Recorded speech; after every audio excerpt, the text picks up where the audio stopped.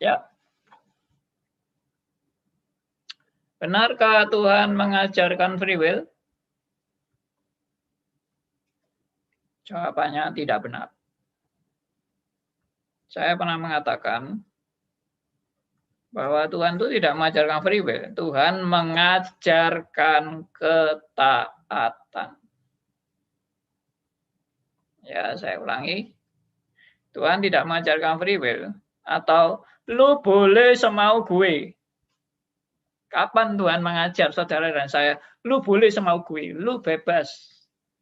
Nggak pernah Tuhan mengajar seperti itu. Tuhan selalu memberikan perintah, peraturan, dan taatilah.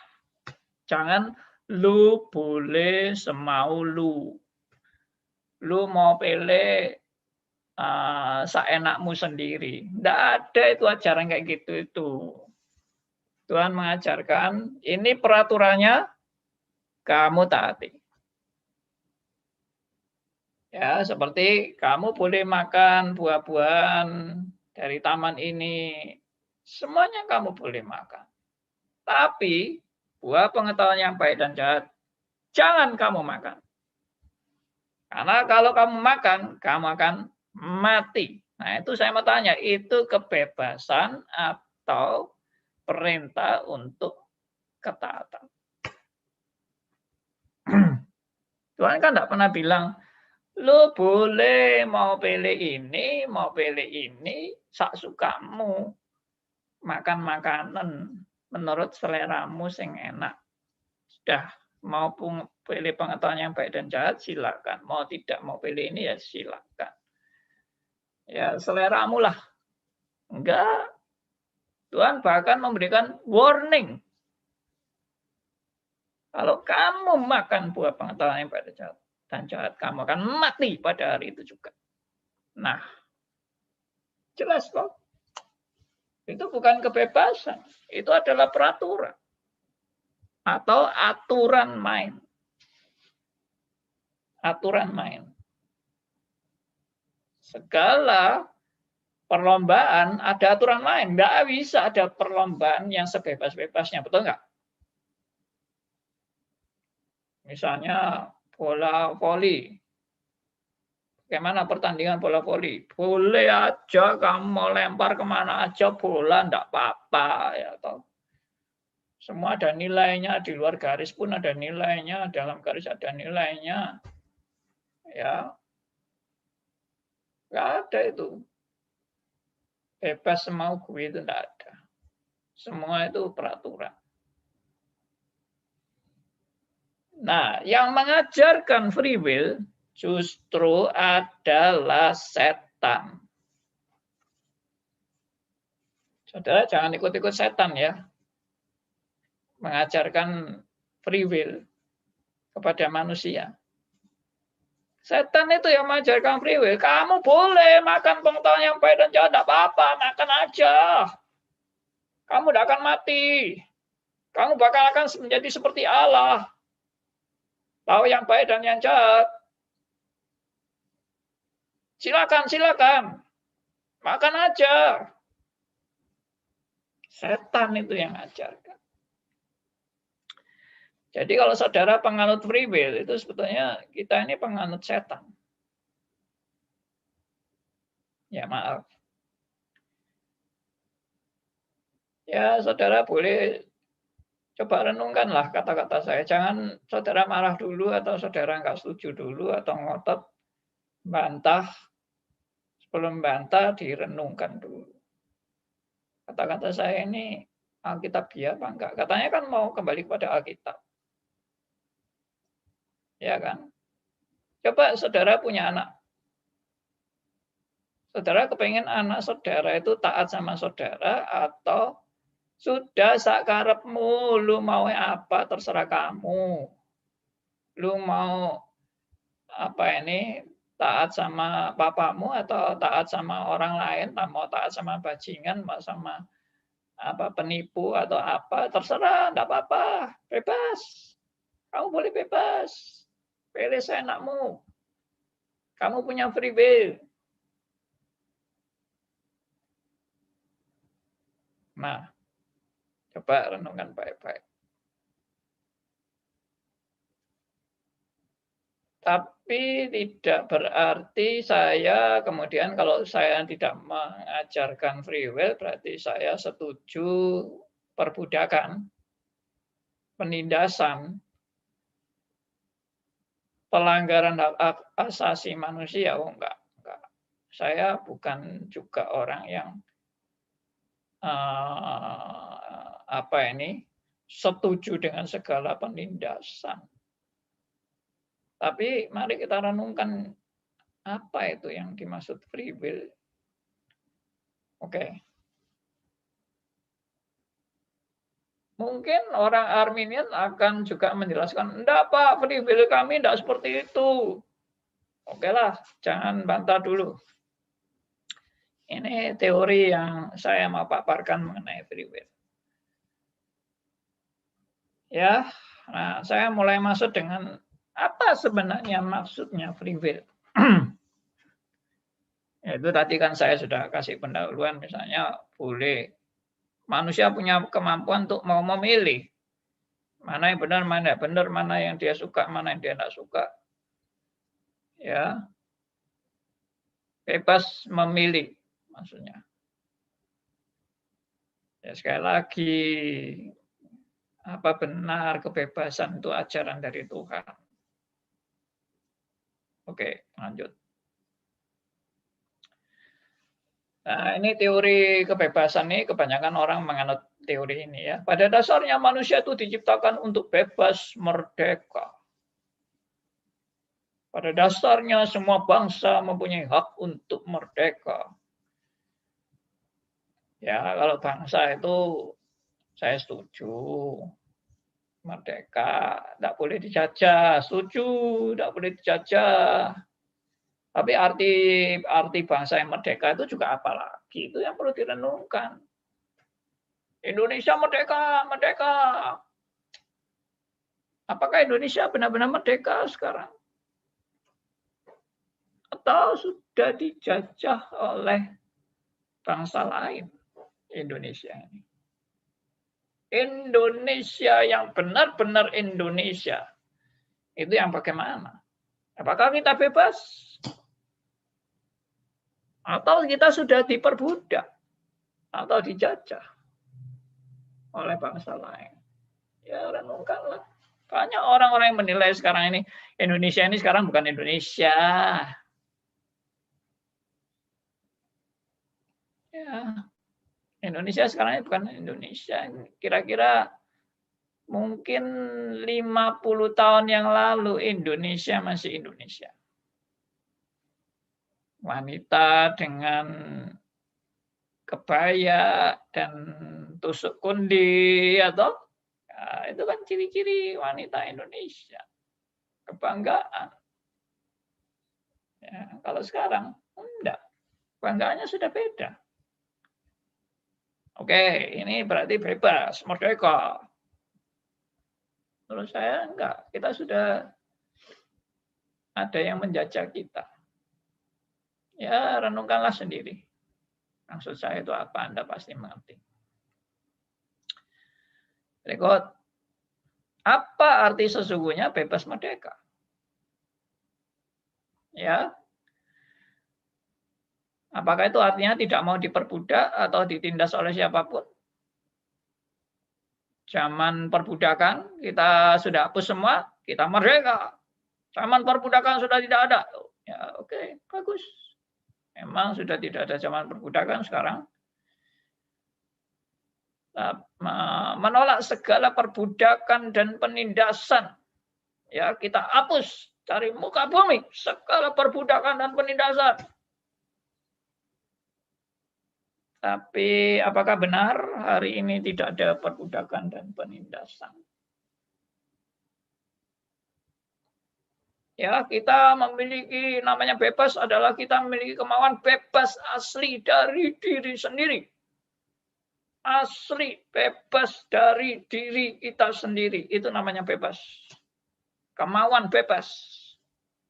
Asli, diri sendiri. Tidak dipaksa orang lain, tidak dibujuk orang lain. ya tidak dipengaruhi orang lain, ya tidak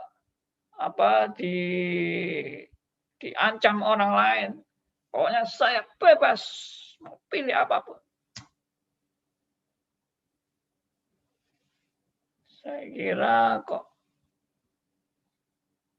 kalau orang masih pikiran sehat tuh, saya yakin saudara pasti mikir bahwa kebebasan itu bukan berarti bisa sak mau-maunya sendiri. Bisa semau gue. Bahasa Jawanya sakar PDW. Apakah itu bebas sakar PDW? Ya. Saya memang ya cerita sedikit ya. Saya memang waktu kecil itu misalnya mau ini dilarang orang tua, mau itu enggak boleh. Ya, mau kepengen nonton bioskop enggak bisa. Katanya kamu masih kecil. Saya merasa saya enggak bebas. Saya merasa kebebasan saya ini ditindas. Saya berangan-angan, aduh nanti kalau saya besar, saya bisa bebas. Saya bisa pilih. Saya mau nonton film apapun, itu hak saya. Saya mau kemana, itu saya bisa. Itu cita-cita saya. Waktu saya masih kecil, belum bisa apa-apa. Nggak boleh ini, nggak boleh itu. Ya. Tapi setelah saya sekarang ini, saya renungkan, kapan ya manusia betul-betul bisa bebas semau sendiri? Oke. Ternyata di negara barat aja ada ini batasan-batasan untuk anak kecil ya. Anak kecil itu umur sekian enggak boleh internetan untuk hal-hal yang tertentu misalnya. Makanya ditanya, umurmu apakah sudah lebih dari misalnya 18 tahun atau 16 tahun dan seterusnya. Oke, kembali lagi ke sini. Memiliki kemauan bebas asli dari diri sendiri. Alias boleh semau gue, pilihan sesukamu. Ya, ini seringkali yang kita dapatkan dari pendidikan-pendidikan barat. Biarlah anak itu memilih pilihannya sendiri. Orang tua jangan terlalu menindas anak. Biarlah anak punya pilihan sendiri. Ya, mau jadi apa terserah. Ya, anakmu itu jadikan sebagai seorang yang pribadi yang seutuhnya. Jangan diatur, jangan ditindas. Itu barat. Kalau timur memang kelihatan sekali menindas. Ya, orang-orang timur nih, wah orang tua keras ya, atau terkenal keras ya, melarang anak ini itu ya harus diatur ya, bahkan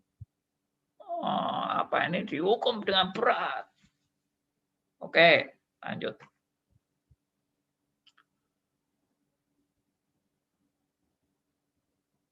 Nah ini pendidikan barat. Jadilah seperti yang kamu mau. Kamu mau jadi apa? Terserah. Kamu bisa pilih. Menurut apa yang kamu mau. Nah itulah kebebasan. Kebebasan adalah cita-cita manusia. Ya, saya yakin banyak orang ingin bebas. Makanya ada patung Liberty. Kalau tidak salah patung Liberty itu lambang kebebasan manusia dari segala perbudakan, penindasan, ya pemerkosaan, pemaksaan hak asasi manusia yang ditindas dan sebagainya. Manusia bebas. Nah, sekarang pertanyaan saya ini. Hari ini benarkah sudah tidak ada penindasan dan perbudakan? Oh, enggak ada, Pak, hari ini. Jadi kalau orang jadi pegawai itu penindasan perbudakan apa enggak? Enggak, Pak. Kalau jadi pegawai itu tidak, karena semua itu dihargai. Semua jasa manusia ada penghargaannya. Apa penghargaannya? Uang. Apakah itu dengan kata lain, bukankah manusia berarti masih ditindas oleh nafsu akan uang? Nah, coba renungkan ini. Anda sekarang memang tidak diperbudak, Anda memang sekarang tidak dijadikan hamba, Anda bebas, Anda bekerja, Anda dapat penghargaan. Tapi apakah Anda sekarang ini tidak diperbudak oleh nafsu ingin dapat uang sebanyak-banyaknya? Ingin kaya, ya, ingin kedudukan, ingin nafsu seks, ya, keakuan, ya, kita punya keakuan. Wah, jangan ada yang berani-berani sama saya. Itu sebetulnya ditindas oleh keakuannya sendiri. Merasa diri hebat, luar biasa, ya.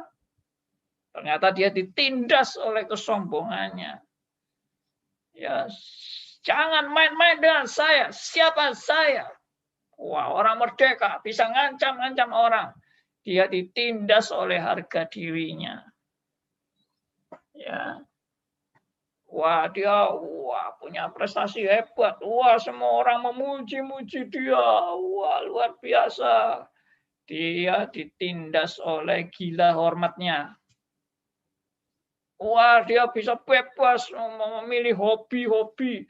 Wah, ada hobi anjing, ada hobi golf, ada hobi kuda, ada hobi burung. Wah, itu hobi-hobi foto apa segala. Dia tanpa sadar sedang ditindas oleh hobi-hobinya. Wah, orang yang menuntut moral yang tinggi. Waduh, moralnya hebat, suci, luar biasa, kudus, mulia. Dia sedang ditindas oleh kebanggaan-kebanggaan moralnya. Sebetulnya manusia masih diperbudak. Kelihatannya bebas. Anda dan saya sedang diperbudak. Nanti saya akan lebih pertajam diperbudaknya ini. Lalu menegakkan HAM, hak asasi manusia. Ya, kita memerangi orang yang menindas HAM. Habisin orang yang menindas HAM. Kita pembela HAM. Tapi akhirnya membela apa? Membela abortus. Abortus adalah hak daripada setiap ibu-ibu yang hamil. Karena ini perutnya sendiri, ini dia yang punya tubuhnya sendiri, dia berhak untuk menggugurkan kandungan. Free sex. Kita yang punya seks, kita bisa pergunakan seks kita menurut apa yang kita mau. Jangan dilarang-larang. Termasuk bunuh diri, itu hak manusia untuk mau bunuh diri.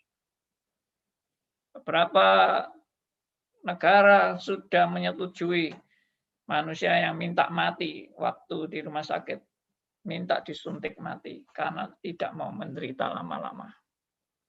Sudah disetujui, boleh bunuh diri. Jadi ini kayak namanya kebebasan. Coba direnungkan baik-baik. Saya yakin saudara semua sudah melihat semua yang saya paparkan ini kan. Dan apakah ini yang disebut kebebasan? Bagaimana sebenarnya kebebasan yang sesungguhnya? Nah, ini kita renungkan baik-baik. Benarkah Tuhan mengajarkan free will? Apakah ini maksud dengan free will? Nah, ini analisa secara natural alami. Saya juga sudah pernah memaparkan ini, tapi saya sekarang tulis dalam deretan-deretan ini. Sebenarnya manusia ini Kalau dikatakan punya free will, sebetulnya ternyata manusia ini will-nya manusia ini sangat dipengaruhi oleh lingkungannya. Lingkungan Anda itu menentukan will Anda. Yang dimaksud will ini kemauan Anda, bukan wanita idaman lainnya. Ya, will Anda, kemauan Anda itu dipengaruhi oleh lingkungan di mana Anda berada. Anda lahir di Arab, atau Anda lahir di Eropa, atau Anda lahir di Amerika, atau Anda lahir di Indonesia, atau Anda lahir di Tiongkok, itu mempengaruhi will Anda.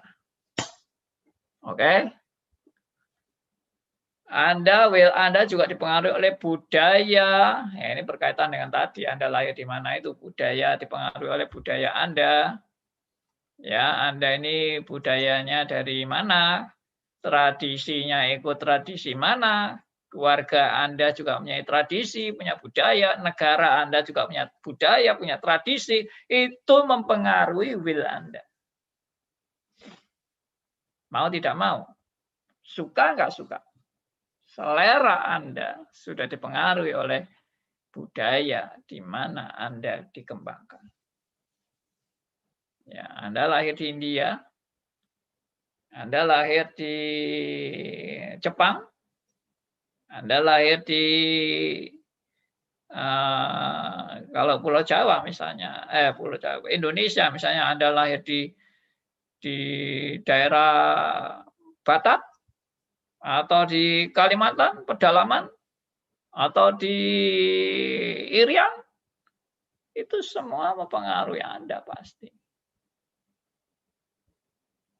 Ya. Lalu pendidikan Anda itu apa?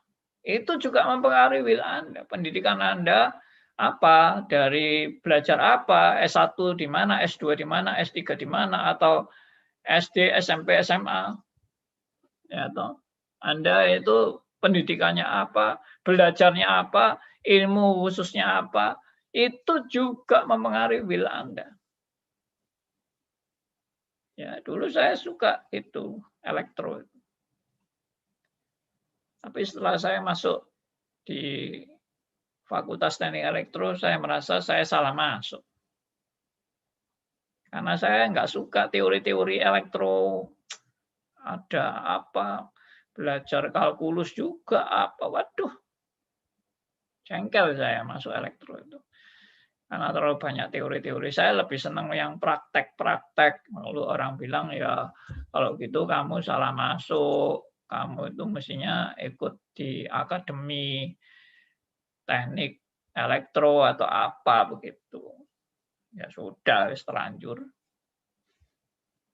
Oke, jadi dipengaruhi oleh ilmu yang saudara pelajari, oleh pergaulan Anda dalam pergaulan dengan teman siapa, itu akan mempengaruhi will Anda, betul nggak?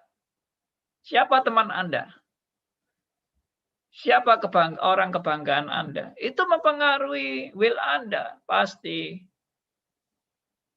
Apa kebiasaan-kebiasaan teman Anda yang Anda bergaul sehari-hari? Apa? Anda dipengaruhi oleh itu, sedikit atau banyak.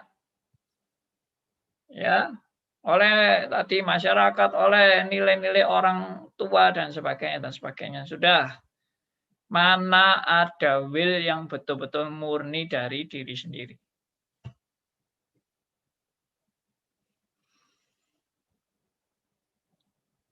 Orang itu sangat-sangat dipengaruhi oleh lingkungannya. Sampai ada yang disebut manusia serigala. Kenapa manusia serigala? Karena dari bayi dipelihara serigala. Ya. Nah, itu ini nggak tahu ini beneran ada apa enggak. Katanya sih ada ceritanya manusia serigala. Ya, hidupnya kayak serigala gitu. Tapi dia manusia. Ya, nggak tahu lah. Tapi yang jelas hidup kita ini dipengaruhi oleh lingkungan kita. Ini mau tidak mau, suka enggak suka, Anda setuju enggak setuju. Ya terjadilah seperti itu. Ya pasti renungkan sih dirimu sendiri itu. Sekarang saudara jadi apa ini? Saudara ini karena lingkungan atau karena maunya sendiri? Karena budaya yang di pendidikan keluarga Anda atau Anda maunya sendiri. Ya, mau enggak mau ada pengaruh itu. Saya dulu juga inginnya bebas. Saya tidak mau keluarga, saya tidak mau siapapun. Tapi ternyata saya mudah sekali dipengaruhi teman-teman saya. Saya orang yang sangat mudah terombang-ambing. Teman saya begini ya saya begitu, teman saya begitu saya jadi begitu. Itu dulu waktu saya masih remaja pemuda. Ya, karena memang bagi saya ya oke-oke aja kan hidup pergaulan. Saya tanpa sadar sudah dipengaruhi. Padahal saya tuh kepinginnya maunya saya sendiri. Tapi saya sudah dipengaruhi. Oke? Jadi mana ada betul-betul free will dari diri sendiri. Murni dari diri sendiri. Nah, ini analisa seorang ateis. Saya punya itu artikel singkatnya. Ya, saudara juga bisa lihat kok di Google. Ada seorang ateis yang menganalisa tentang free will. Dia bilang apa? Free will itu adalah hanya khayalan manusia. Dia bilang. Ini ateis loh. Jarang orang ateis bilang tidak ada free will itu. Orang ateis sangat menjunjung free will. Tapi dia bilang apa? Free will itu tidak ada, omong kosong. Free will itu hanya khayalan. Ya, imajinasi manusia free will. Sesungguhnya tidak ada. Karena apa? Dia menganalisa free will itu adalah kerja syaraf manusia yang dipengaruhi oleh pengaruh-pengaruh listrik yang masuk ke otaknya dan rangsangan-rangsangan yang dari indera-inderanya. Ya, dari pendengarannya, dari yang dia lihat, dari yang dia rasakan, yang dia bau. Ini saya kembangkan sendiri ini. Jadi kalau memang syaraf kita ini dipengaruhi oleh lingkungan-lingkungan di luar kita ini jadi apa? Ya begitulah kita ini akan dipengaruhi oleh seperti itu. Rangsangan-rangsangan dari yang masuk ke otak kita. Ya, Anda biasa lihat apa? Yaitu sudah yang menjadi kesukaan Anda. Kenapa orang suka tinju? Kenapa orang suka sepak bola? Kenapa orang suka tenis? Kenapa orang ya macam-macam lah, bulu tangkis apa segala macam. Ya, kenapa orang suka anjing? Kenapa orang suka kucing? Iya, itu semua syaraf-syaraf yang masuk ini di otak kita ini. Dan itu yang merangsang kita. Dan itulah yang menentukan pilihan kita akhirnya. Ya, manusia itu sudah kayak terima input lalu bereaksi di otak lalu ini sudah keputusan saya seperti itu. Itu analisanya orang ateis itu. Ya.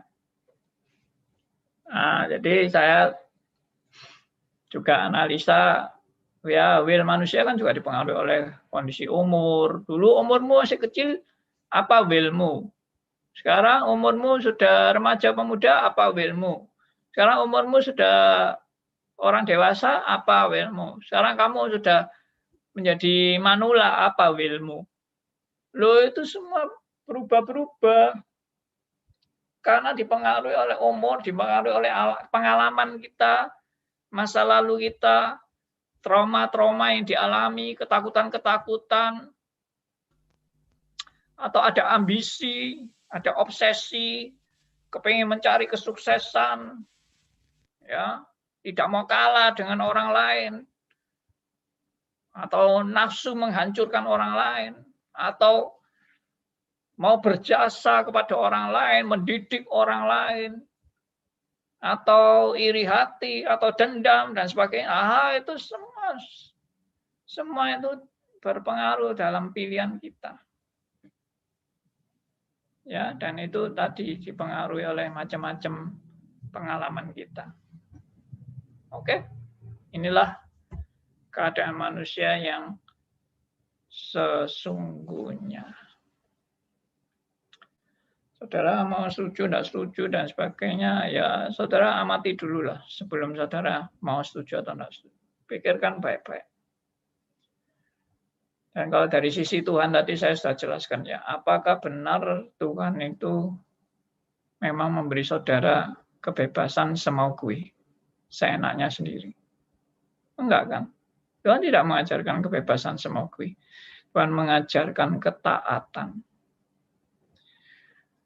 Tuhan mengajarkan turutilah hukum yang diberikan kepadamu.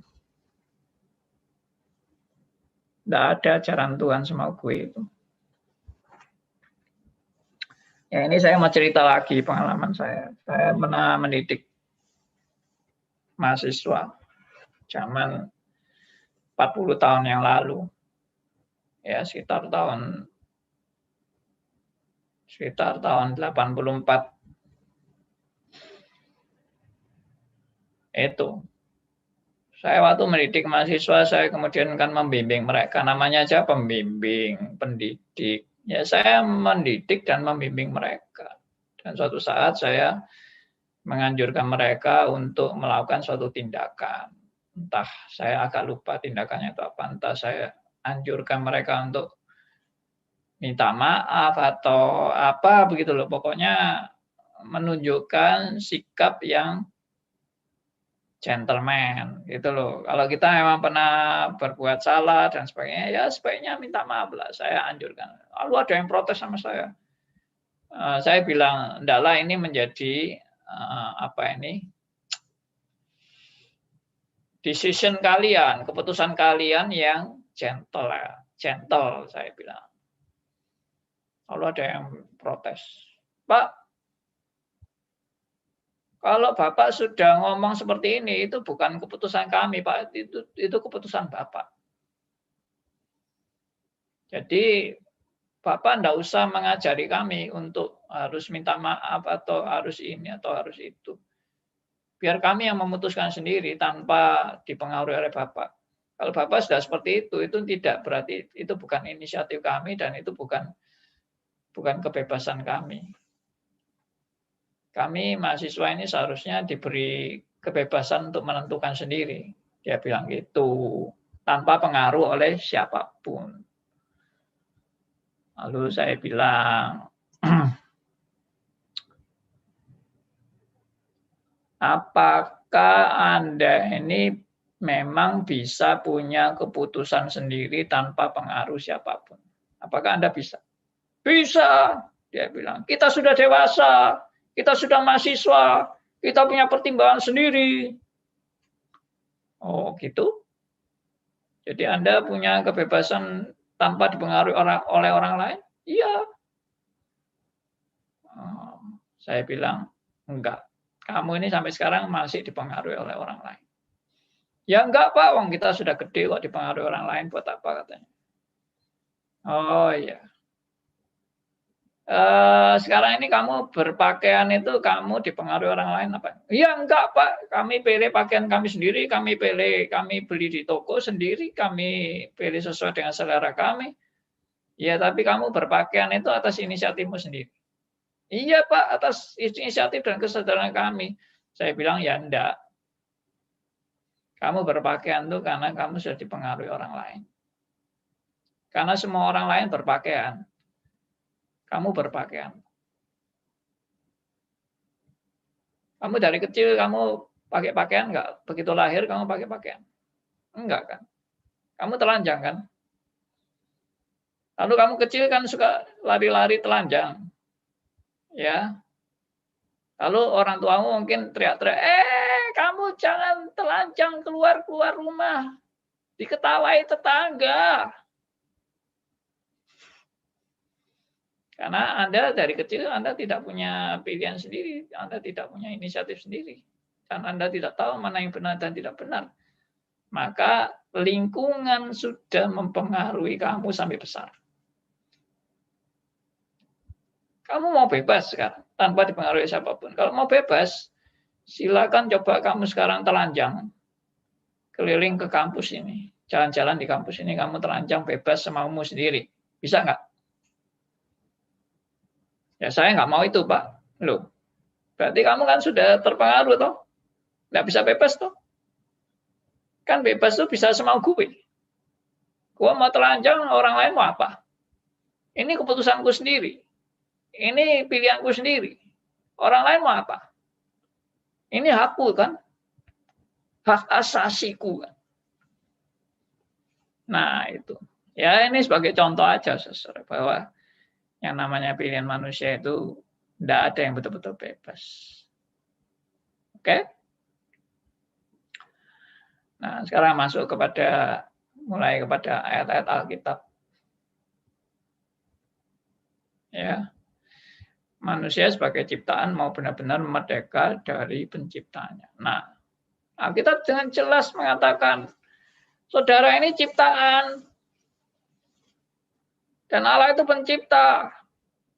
Apakah ciptaan memang bisa hidup sebebas-bebasnya tanpa penciptanya?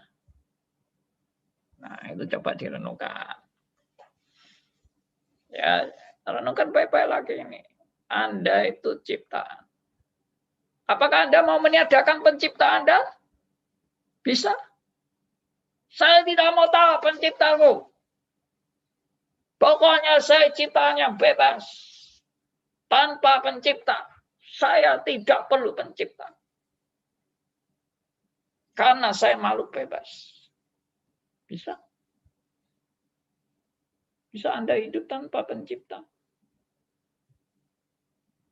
Nah itu. Manusia itu tidak pernah bisa bebas. Renungan baik-baik. Anda sudah ditakdirkan sebagai ciptaan. Dan Anda tidak mungkin menjadi pencipta. Sebebas pencipta. Tidak mungkin. Pencipta aja tidak punya kriteria kebebasan yang semau, yang tanpa batas. Kebebasan yang tanpa batas apapun. Tidak ada itu. Ya, manusia mau bebas dari oksigen. Anda bisa bebas dari oksigen, bebas dari atmosfer. Atmosfer itu tekanan udara. Bebas dari gravitasi, gaya tarik bumi. Bebas dari putaran bumi. Bumi ini berputar pada porosnya dan juga berputar mengelilingi matahari. Anda mau bebas dari proses penuaan. Anda tidak mau tambah tua, maunya tambah muda. Bebas dari segala penyakit. Sekarang COVID-19 dan 1001 macam penyakit yang lain. Anda mau bebas? Bisakah? Anda mau bebas dari kematian? Bisakah? Nah, di manakah yang namanya betul-betul kebebasan? Renungkan baik-baik.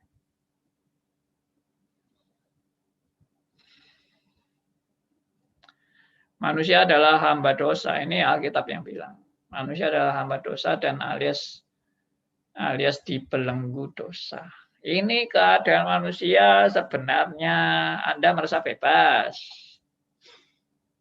Ya.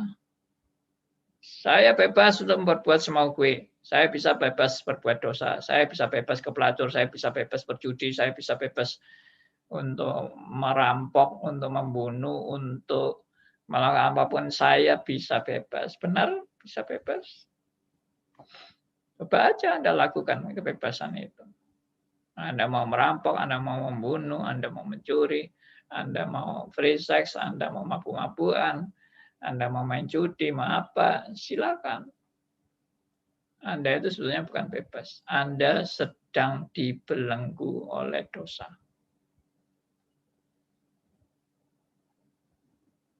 Makanya ada yang kita waktu masih di sekolah Alkitab itu kita diskusi. Ada yang banyak atau semua hal atau banyak hal yang Allah bisa, kita nggak bisa. Tapi ada hal yang Allah nggak bisa, tapi kita bisa. Yaitu apa? Berbuat dosa. Ya toh? Kita bisa berbuat dosa, Allah nggak bisa. Berarti kita lebih sanggup dari Allah. Oh, bangga ya. Kalau bisa berbuat dosa itu bangga. Allah nggak bisa, kita bisa. Berarti kita lebih bisa dari Allah. Itu bukan lebih bisa. Karena apa? Dosa itu bukan kemampuan. Tapi dosa itu perhambaan. Saya ulangi, dosa bukan kemampuan. Dosa bukan kebanggaan. Tapi dosa itu perbudakan, perhambaan. Justru kalau Allah bisa dosa itu nggak mungkin, karena Allah kalau bisa dosa berarti dia diperhamba dosa. Nggak mungkin. Jadi bisa melakukan dosa itu bukan kenaikan tingkat.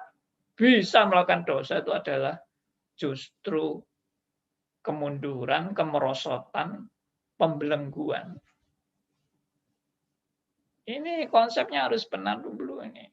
Jadi saudara bagaimana? Saudara mau bebas. Bebas berbuat dosa. Itu bukan bebas, itu Anda dibelenggu. Oke? Yang ada, ini sesuai dengan karangan Martin Luther, adalah the bondage of the will. Ya, the bondage of the will itu will yang sudah terbelenggu. Itu yang ada, bukan free will. Will Anda sudah terbelenggu. Will yang sudah jadi budak dosa, terkontaminasi dan rusak akibat dosa.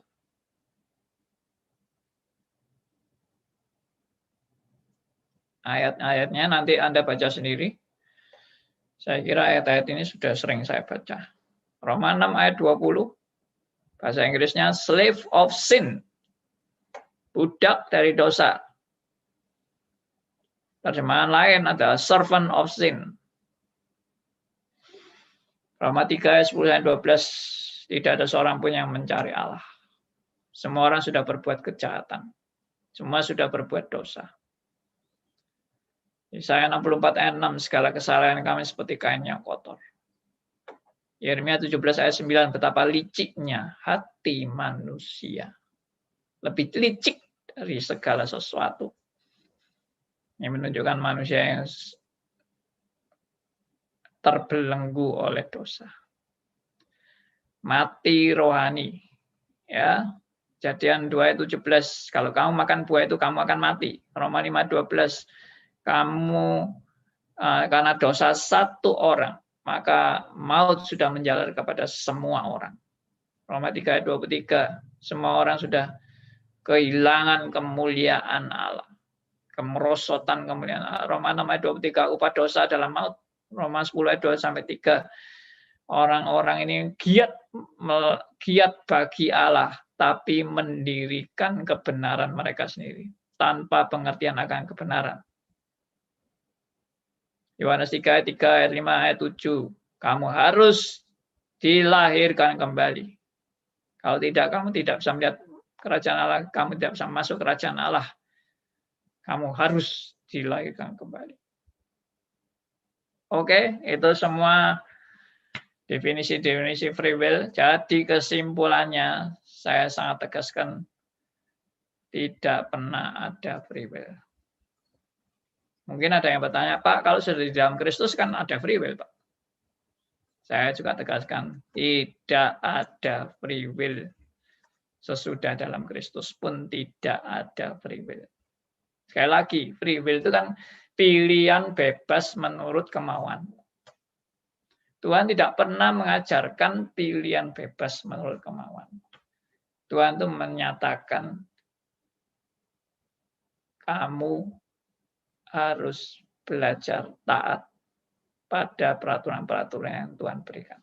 Bukan kamu bisa bebas menurut kemauanmu sendiri, menurut seleramu sendiri. Bahkan selera kita pun itu harus tunduk pada apa yang Tuhan mau. Jangan saudara kira manusia berhak untuk menentukan seleranya. Ya, ya bukan masalah makanan misalnya. Apakah Tuhan menentukan saya harus seleranya kambing atau selera ayam atau enggak, bukan itu. Ya, maksudnya selera menjalani hidup. Ya, termasuk selera Anda memuji Tuhan. Selera apa Anda memuji Tuhan? Bagaimana Anda memuji Tuhan dengan semau Anda sendiri? Ya, saya waktu baca buku artikel tentang suatu musik gereja, sangat bagus sekali. Dia bilang, jangan dikira musik gereja itu netral. Tidak ada musik itu netral, tidak ada. Musik itu membawa Anda kemana? Bisa membawa Anda kepada penyembahan setan. Bisa membawa Anda kepada kemuliaan bagi Allah. Bisa membawa Anda kemuliaan bagi manusia. Musik mau membawa Anda kemana? Ya, nah itu semua harus belajar taat kepada Sang Pencipta. Saudara ini bukan pencipta, saudara adalah ciptaan. Belajarlah taat kepada Sang Pencipta. Puji Tuhan, saya sampai di sini dan saya serahkan waktu tanya jawab untuk semua saudara yang mau bertanya atau sudah tidak ada pertanyaan lagi dan sudah cukup. Ada pertanyaan Pak Elia minggu lalu, Pak. Oh iya, silakan. Dalam kalangan pendeta-pendeta reform masih ada yang mengikuti pola Armenian itu. Begini, Pak. Berdasarkan Yohanes pasal 10 ayat 27 sampai 30, domba-dombaku mendengarkan suaraku dan aku mengenal mereka dan mereka mengikut aku. Dan aku memberikan hidup yang kekal kepada mereka dan mereka pasti tidak akan binasa sampai selama-lamanya dan seorang pun tidak akan merebut mereka dari tanganku. Bapakku yang memberikan mereka kepadaku lebih besar daripada siapapun dan seorang pun tidak dapat merebut mereka dari tangan Bapa dan aku dan Bapa adalah satu. Kalau berdasarkan ayat ini, yang begitu terjaminnya OBG, only by grace, keselamatan itu, mengapa ada pengajaran bahwa seorang Kristen bisa murtad? Kita mengerti konsep murtad adalah ada hal yang bisa mengalihkan seorang Kristen untuk berpaling meninggalkan Kristus.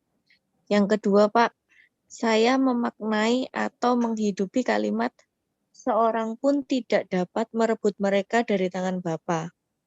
Ini memberi saya pengertian bahwa diri kita sendiri pun tidak bisa melepaskan diri dari tangan Kristus dan tangan Bapa yang menjamin keselamatan itu. Kenapa masih ada khotbah tentang murtad? Terima kasih.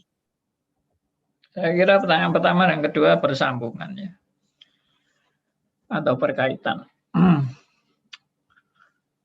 Jadi kenapa kok masih ada orang khotbah tentang murtad?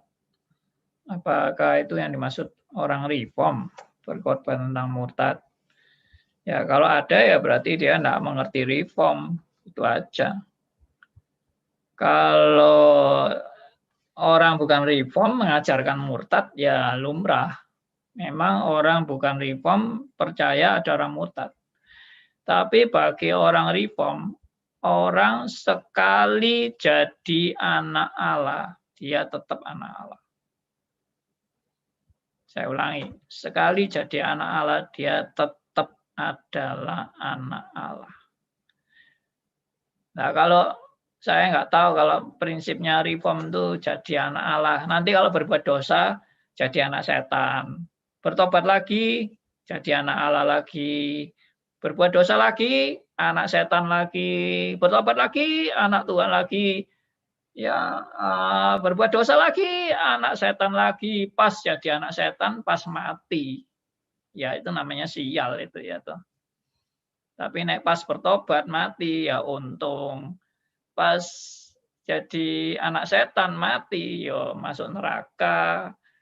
Ya, jadi statusnya pindah-pindah, bolak-balik anak setan, anak Tuhan, anak setan, anak Tuhan, anak setan, anak Tuhan. Nah, pas matinya mau di mana begitu. Nah, itu sama sekali tidak ada kepastian. Ya, jadi sekali lagi di reform itu tegas sekali jadi anak Tuhan. Ya, tetap anak Tuhan. Lalu nanti untuk cerita murtad, itu nanti saya mau bahas tentang ayat-ayat yang membahas tentang murtad. Bagaimana orang reform menjelaskan ayat-ayat itu. Cuma kali ini saya belum mau bahas itu ya. Saya mau bahas tentang free will dulu. Oke? Saya harap ini sedikit menjawab. Oke. Pak Andi, selamat malam Pak Andi. Selamat malam Pak Sony. Ya, tadi terima kasih sudah menjelaskan mengenai free will ini Pak.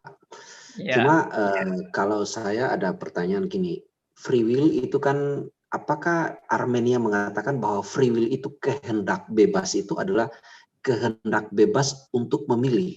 Dalam arti begini, kalau seperti tadi dikatakan ya Tuhan tidak membuat free will kan, tapi Tuhan mengajar ketaatan. Ya. Tapi bukankah dengan ketaatan itu manusia juga bisa memilih? Dia bisa memilih taat atau dia bisa memilih tidak taat.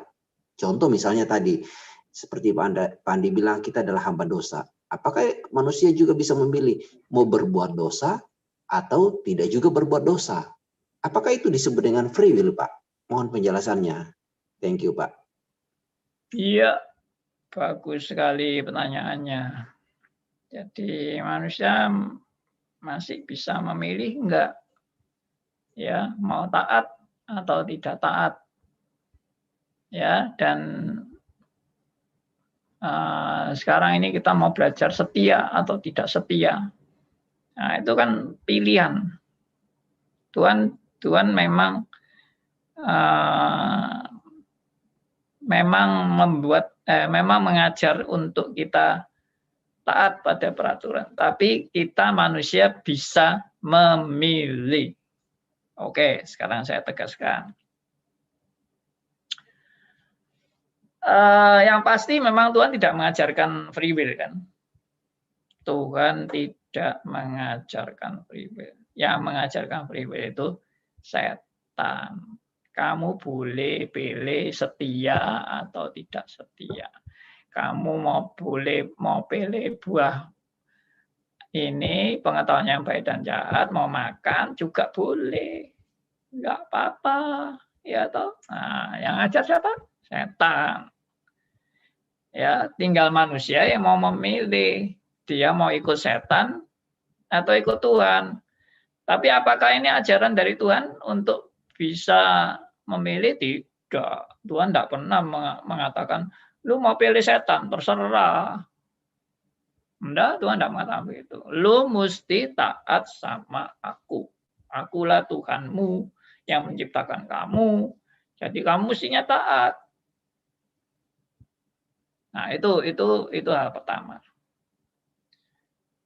Tapi memang kenyataannya manusia pilih yang tidak taat, alias mengikuti bujukan setan. Ya. Nah, apakah itu berarti manusia punya hak untuk memilih?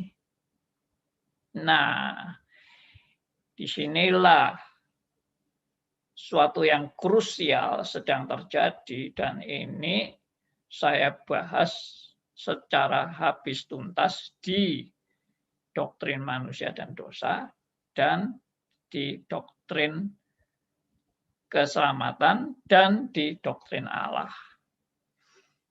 Cuma tidak mungkin semua doktrin itu saya ajarkan di sini. Nah, maka saya anjurkan Pak Sony ikut stres ya Pak ya. Kalau sempat, tapi mestinya sempat karena stres itu bisa langsung online, live, bisa juga ikut siaran tunda. Terserah waktunya mau kapan. Nah, bukan saya menghindar untuk menjawab ini, tetapi jawaban ini menuntut suatu penjelasan yang komprehensif. Tapi saya akan berikan singkat, jawaban singkat. Cuma ini jangan dianggap sudah tuntas semuanya. Penjelasan ini terlalu singkat. Begini.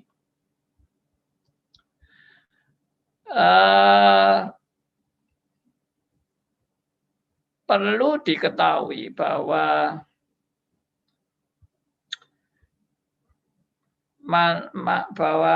begini, bahwa si ular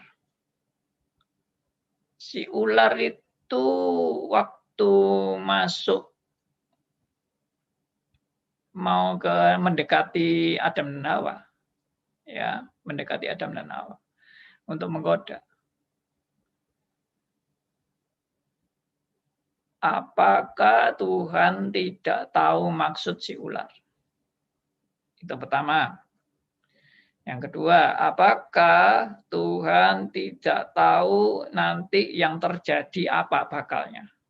Gara-gara si ular mendekati Adam dan Hawa. Apakah Tuhan tidak tahu nanti akibatnya bagaimana? Saya yakin jawabannya tahu. Tuhan tahu maksud si ular. Tuhan juga tahu akibatnya setelah bercakap-cakap dengan Adam dan Hawa. Tuhan tahu apa yang nanti akan dipilih oleh Adam dan Hawa. Tuhan juga tahu sebatas mana kepandaian si ular dan sebatas mana kepandaian Adam dan Hawa menghadapi si ular ini. Tuhan tahu batasannya. Karena Tuhan yang mencipta. Tuhan juga mencipta kemampuan si ular yang dipakai iblis, atau dengan kata lain si iblis sendiri, kepandaian si iblis Tuhan juga tahu ukurannya. Tuhan juga yang mencipta Adam dan Hawa dan tahu ukuran Adam dan Hawa sampai di mana kepandaiannya. Nah, dengan kata lain, sebetulnya pilihan Adam dan Hawa itu sudah pasti pilihan yang tanda petik kalau ini pertandingan. Pasti pilihan Adam dan Hawa itu akhirnya KO. Apakah itu kebebasan Adam dan Hawa? Ya, sekarang misalnya pertandingan antara saya dengan Mike Tyson. Ya toh? Zaman saya dulu kan Mike Tyson yang top. Dulu sekali Muhammad Ali. Nah, kalau saya melawan Muhammad Ali, kira-kira saya punya pilihan menang nggak melawan Muhammad Ali? Ayo jawab. Kecuali Muhammad Ali sakit keras. Menang, Pak. Pak Andi yang menang. Menang, Pak Andi. Disorakin. Jangan, ya menang kalau Muhammad Ali sakit keras. Apalagi kalau Pak Andi lari, wah menang pasti. Oh. Oke. Ini sedikit intermezzo, ya kan? Apakah saya punya pilihan untuk menang? Bagaimana bisa menang? Itu udah gila itu. Saya kalau diadukan dengan Muhammad Ali atau Mike Tyson ya sudahlah. Nggak usah satu ronde. Ya 1 detik aja sudah langsung KO saya. Nah, Tuhan tuh sudah tahu semua kok. Tuhan sudah tahu kemampuan si ular sampai seberapa, kemampuan si Adam dan Hawa sampai seberapa. Nah, ini pasti nanti Pak Sony tanya yang berikutnya lagi. Tapi saya harap jangan diteruskan karena tidak habis-habis ini nanti. Bisa nanti jadi doktrin Allah atau doktrin manusia dan dosa kita bahas nanti. Yaitu 1 semester, Pak. Ya. Nah, tapi begini. Kalau Tuhan tidak mengizinkan si ular untuk menggoda Adam dan Hawa. Ya, saya mau tanya, kalau Tuhan menghalangi si ular menggoda Adam dan Hawa, Tuhan sanggup nggak? Ayo, Sanggup apa enggak? Sanggup. Sanggup pasti Pak. Pasti sanggup lah. Kenapa Tuhan kok kalah sama si ular? Ya langsung gertak aja sama Tuhan, digertak. Ular, lu mau kemana? Pasti ularnya ini Allah saya mau menggoda Adam dan Hawa. Sudah, nggak usah macam-macam. Pergi sana. Gua sudah tahu maksudmu. Langsung terpirit-pirit ularnya. Selesai toh, aman toh Adam dan Hawa. Karena Tuhan juga sudah tahu lah. Kalau mau diadu ya, kelas berapa Adam dan Hawa itu, kelas bulu atau kelas berat atau kelas ringan atau apa. Ya toh, sudah tahu semuanya. Nah itu maksud saya.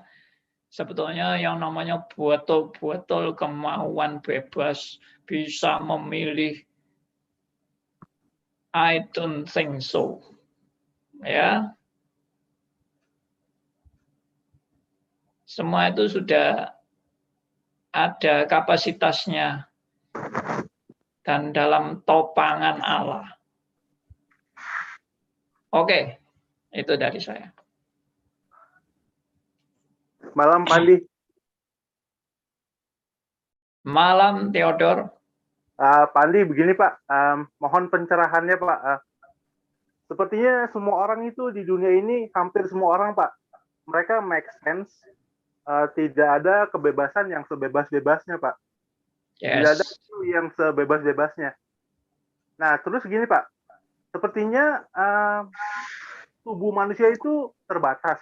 Tapi jiwanya enggak Pak, terutama mereka yang senang bertapa gitu Pak ya, jiwanya bisa mengembara kemana-mana Pak. Bagaimana Pak ya? Jiwanya bisa mengembara kemana-mana, itu ditipu setan. Orang yang bertapa di gunung-gunung, lalu katanya jiwanya bisa kemana-mana, ke Amerika, ke Eropa, ke Kutub Utara dan sebagainya. Dia bisa keluar dari tubuhnya, apa segala macam. Saya yakin itu ditipu setan. Ya, karena saya punya prinsip sederhana. Manusia dicipta untuk berkemampuan di era atau dimensi natural. Dimensi supranatural itu sudah bukan kemampuan manusia. Dimensi supranatural itu ada cuma 3 sumber, yaitu Allah, malaikat, dan malaikat yang memberontak yang jadi setan. Tapi kalau malaikat ini pasti tunduknya kepada Allah. Jadi cuma ada 2 sumber, Allah atau setan. Maka kalau manusia merasa dia jiwanya bisa punya kemampuan-kemampuan supranatural seperti itu, dan itu adalah kemampuan dirinya, dia sudah ditipu setan. Maaf, saya klaim ini dan saya kunci ini sebagai ajaran yang sederhana sekali. Saya tidak mau rumit-rumit teori ini, teori itu, imajinasi atau khayalan atau hipnotis atau apa, tapi ini sudah era supranatural dan itu pasti bukan dari manusia. Oke. Selamat malam Pak Andi. Ya Pak Heru. Iya, saya senang dan tertarik untuk bisa terus mendalami pengajaran di Reform ini, sehingga saya bisa mendapatkan terus pengertian yang dalam tentang Reform.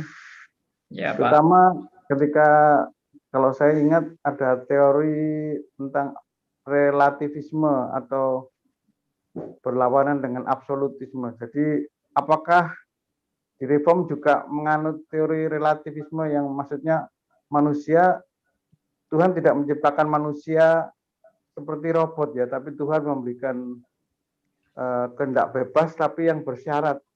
Jadi seperti Paulus lagi sudah mengklaim hidupku bukan aku lagi tapi Kristus. Jadi dia sudah benar-benar menikah dengan Kristus tapi bukan berarti bebas dari dosa tapi hidupnya hanya untuk bagi Kristus.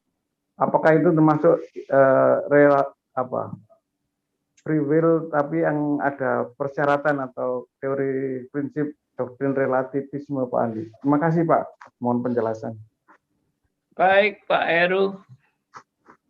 Ya, saya tegaskan yang dimaksud relativisme itu berarti tidak ada yang mutlak. Semua serba relatif. Itu teori relativisme. Dan jelas Reform tidak mengajarkan relativisme. Ya, Reform mengajarkan semua itu bersumber dari satu sumber kebenaran, yaitu dari Allah. Kebenaran itu bersifat, yang datang dari Allah itu bersifat mutlak, ya, mutlak, 100% mutlak, dan bukan relatif. Memang zaman sekarang banyak orang bilang kebenaran itu relatif. Kebenaran itu menurut siapa? Terserah menurut siapa. Kebenaran menurut negara A sama kebenaran menurut negara B sama kebenaran menurut negara C bisa lain-lain. Jadi tidak ada kemutlakan atau absolut. Ya, tidak. Kami percaya ada yang absolut. Tapi yang absolut itu satu, yaitu dari Allah. Lalu apakah manusia yang sudah bersama dengan Allah, apakah punya kebebasan? Nah, ini yang saya mau tegaskan. Manusia sebelum bersama dengan Kristus adalah budak dosa. Tapi manusia setelah dalam Kristus adalah hamba Allah atau budaknya Allah. Jadi sama-sama jadi budak, sama-sama jadi hamba. Satunya sebelum dalam Kristus hamba dosa, satunya setelah dalam Kristus hamba Allah. Kapan merdekanya?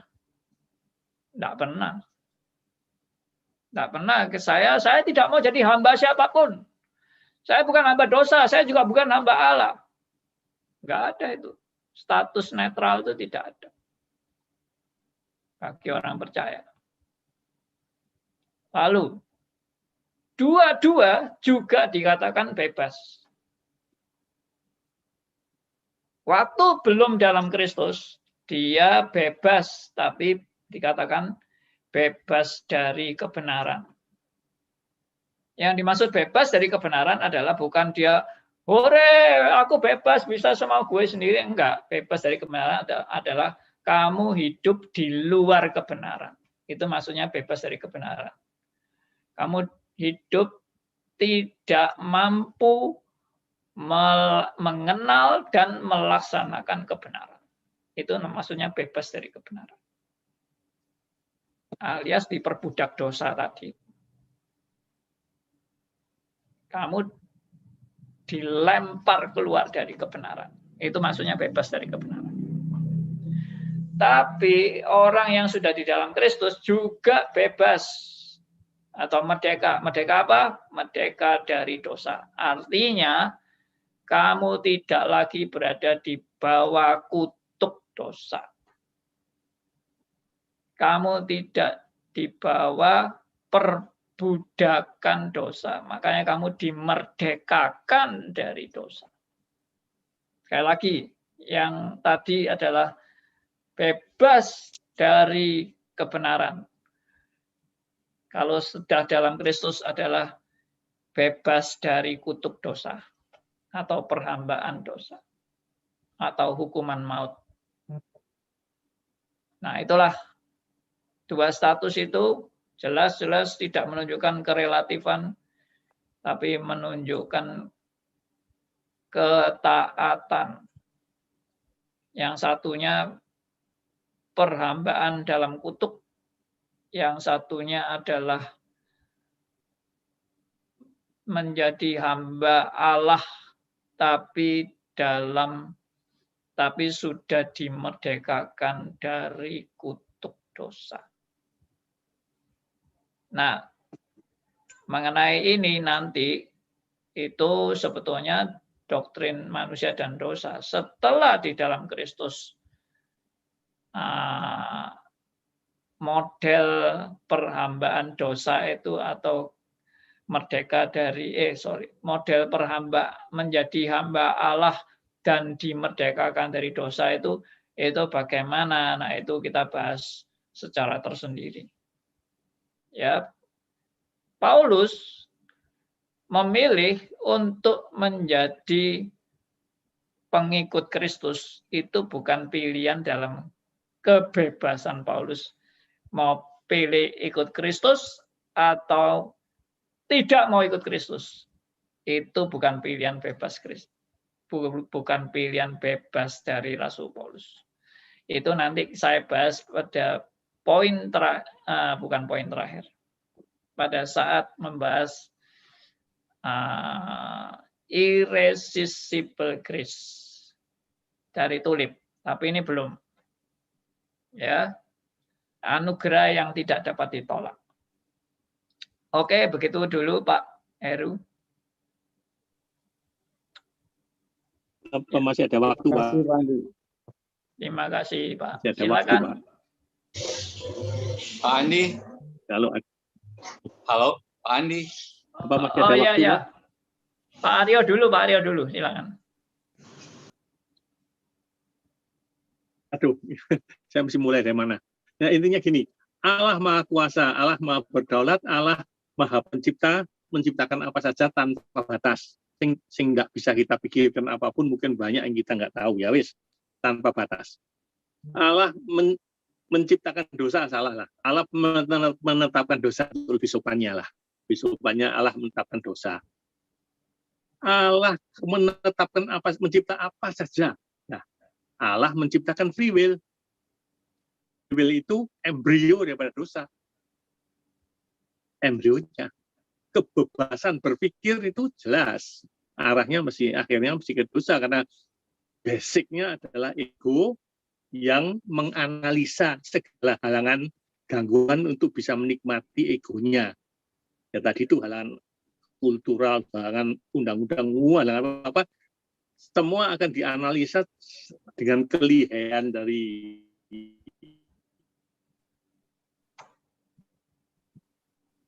free will yang akhirnya dia ya sampai batas tertentu bisa menipu, atau dengan kata lain bisa menciptakan dosa, menuju ke dosa. Nah, ini awalnya pembicaraan kita adalah free will diciptakan Tuhan. Bukan omong kosong, tapi diciptakan Tuhan juga. Yang akhirnya embrio daripada membuat dosa itu. Ini pembicaraan kita diarahkan untuk membedakan antara dengan robot. Kalau robot benar-benar 100% taat seperti yang dimaksudkan yang tadi itu, manusia harus taat dan sebagainya. Iblis yang mengajarkan free will. Oke. Kalau kenapa kita sekarang membicarakan ini robot atau manusia? Manusia ya free will, kok robot ya bukan manusia. Itu benar 100% di teknologi mesin kok, tidak berjiwa kok. Kalau manusia kan berjiwa, bisa memilih baik dan buruk. Nah, itu namanya free will. Oke. Namanya makhluk bermoral. Oke, sudah jelas, robot, Pak. Itu mesin, dia netral, dia tidak bermoral, dan sebagainya. Oke, sudah jelas. Jadi begini, kalau Tuhan menciptakan free will, bukan menciptakan ya, Tuhan memberikan atau menetapkan apa yang akan terjadi. Kalau free will itu berarti bisa terjadi, bisa tidak terjadi. Itu free will. Free will itu berarti Tuhan tidak punya penetapan justru. Free will itu berarti terserah manusianya kan. Berarti manusia bisa A, bisa B. Kalau pilih A, Allah ikut yang A. Kalau manusia pilih B, Allah ikut yang B. Enggak. Allah sudah pasti dengan apa yang akan terjadi. Seperti tadi saya bilang, kalau Allah tidak mau manusia jatuh dalam dosa kan bisa juga. Gampang tuh membuat manusia tidak jatuh dalam dosa. Ya pohon pengetahuan yang baik dan jahat itu aja tidak usah ditaruh di situ. Pohon pengetahuan yang baik dan jahat. Ya langsung aja dicabut pohon pengetahuan yang baik dan jahat, selesai. Manusia sudah tidak akan jatuh. Kayak tadi, ular mau masuk. Langsung dihadang sama Tuhan. Ular, lu mau apa? Pergi sana. Beres. Tidak akan terjadi kejatuhan. Nah, jadi sebetulnya jatuh atau tidak jatuh bukan juga pilihan manusia. Tapi itu sudah namanya suatu penetapan yang pasti. Tapi memang di dalam prosesnya manusia sepertinya bisa memilih. Ya. Manusia memang di dalam prosesnya manusia memikirkan, mempertimbangkan, menentukan keputusannya. Tapi semua itu di hadapan Allah sudah merupakan suatu kepastian dan tidak mungkin ada terjadinya hal di luar perhitungan Allah. Tidak mungkin. Allah sudah tahu kok kalau Adam dan Hawa pasti jatuh. Saya bukan maksudkan itu, Pak. Yang saya maksud adalah manusia Allah memberi free will dalam arti kata berkhayal sakuwarmu, aku sing mutusi. Aku sing kau berkhayal apa saja dengan analisamu yang egoistis itu sakarmu. Tentu saja itu tidak akan bukan tercapai, tapi free will dalam arti kata bukan robot. Robot tidak mungkin mikir apa-apa. Kalau manusia boleh mikir apa, walaupun tidak mungkin bisa melanjutkan Allah yang dimaksudkan kekuatan berkhayal. Oke, Pak. Jadi begini, mungkin definisi free will itu yang perlu direnungkan. Jadi yang tadi saya kan sudah kasih panjang lebar mengenai teori free will itu sesungguhnya tidak pernah ada. Kalau manusia memang bukan robot, memang betul Allah tidak pernah membuat manusia jadi robot.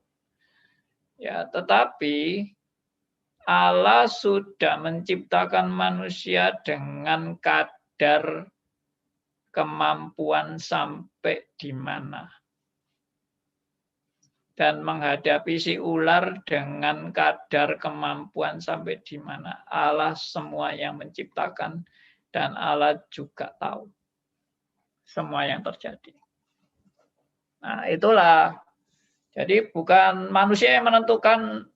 Manusia memang di dalam prosesnya seperti yang tadi saya bilang, manusia yang mempertimbangkan, manusia yang memikirkan. Kalau robot itu tidak bisa mempertimbangkan, robot tidak bisa mikir. Manusia memang mempertimbangkan dan menganalisa dan mengambil keputusan. Ya, tetapi Allah tahu kadar kemampuan manusia mempertimbangkan sampai di mana.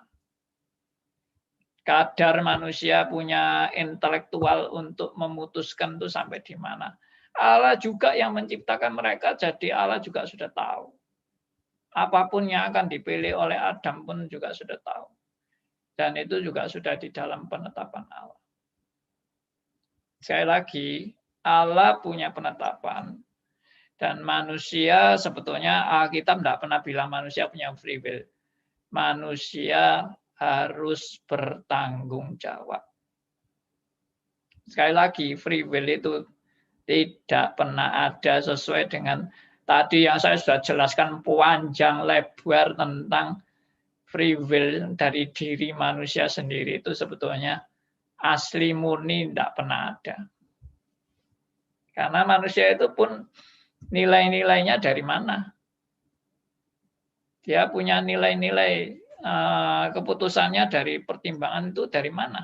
Pasti sudah dipengaruhi oleh segala lingkungan dia, pendidikan dia, budaya-budaya di sekitarnya.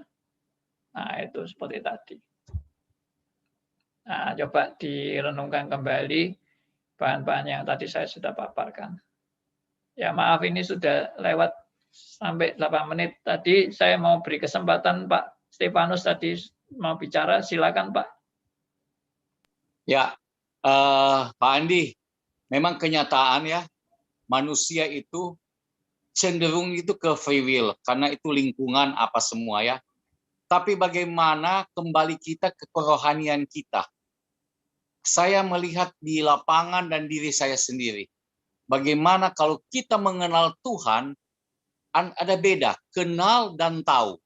Kalau kita hanya tahu, kita lebih condong ke kemanusiaan, karena kita daging. Tetapi kalau kita kenal, kita ada satu kepekaan, kita takut Tuhan. Kira-kira begitu Pak Andi? Atau bagaimana ya? Iya, benar. Terima kasih. Kita memang ada punya, dengan makin mengenal Tuhan, kita juga punya rasa takut kepada Tuhan. Tapi itu pun juga adalah anugerah dari Tuhan. Bukan murni kemampuan kita. Amin. Iya. Bukan murni kehebatan kita untuk bisa memilih. Ya. Itu bisa di ini Kak Pak, di Filipi 2:13-14 yang bilang karena Allah lah yang mengerjakan di dalam kamu baik kemauan maupun pekerjaan menurut kerelaannya. Yang akan disambung dengan di Roma 11:36. Segala sesuatu dari Dia, oleh Dia. Yes, sangat bagus. Itu di Pengkhotbah 12 lagi Pak Andi, bagus ya. Pengkhotbah 12 ayat 13-14. Akhir kata dari segala yang didengar ialah takut akan Allah dan berpeganglah pada perintah-perintahnya. Karena ini adalah kewajiban setiap orang.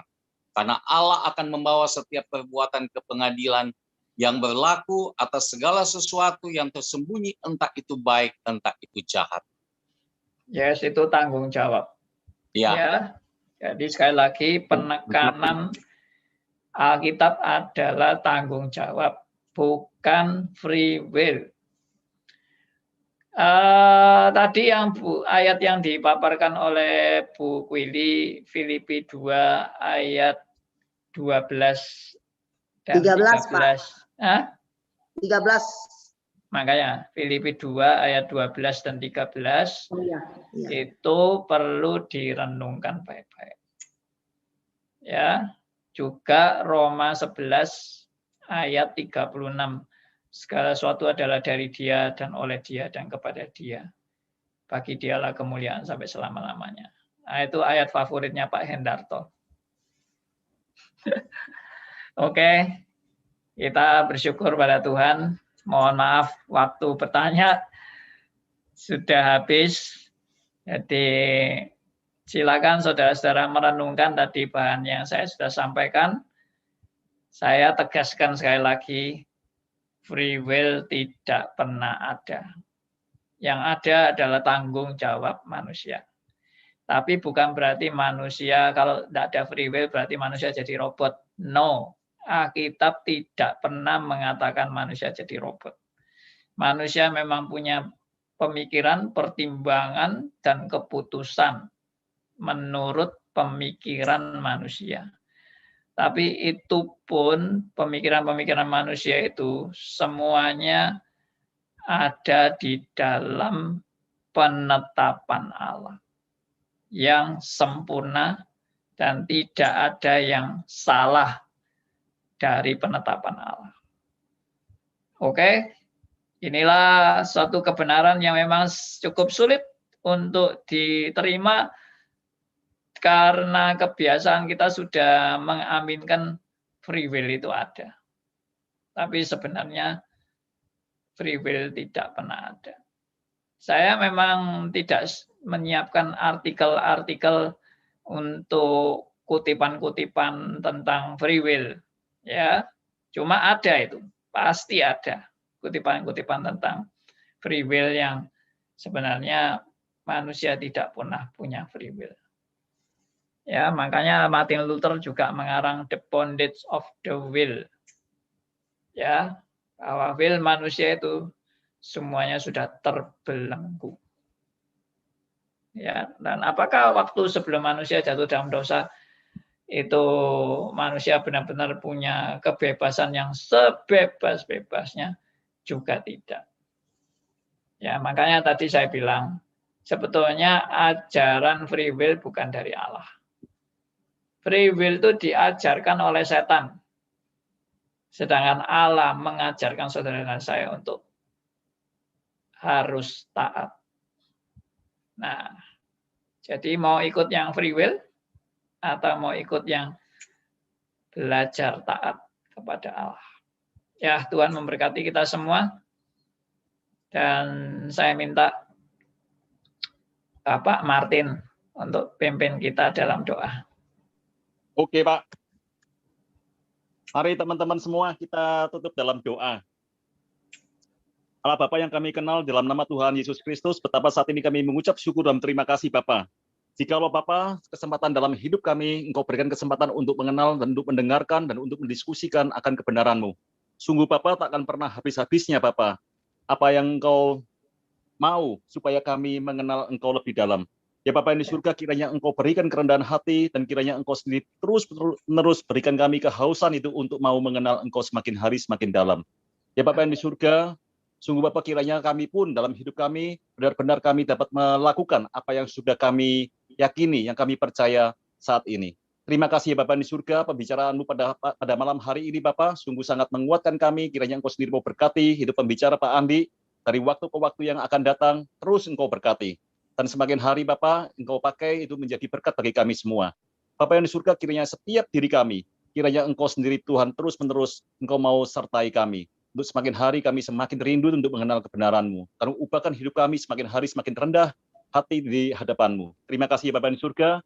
Sekali lagi Bapa, kami bersyukur dan terima kasih akan semua hal ini. Dalam nama Tuhan kami Yesus Kristuslah, Tuhan kami yang hidup, saat ini kami sudah berdoa dan mengucapkan syukur. Amin.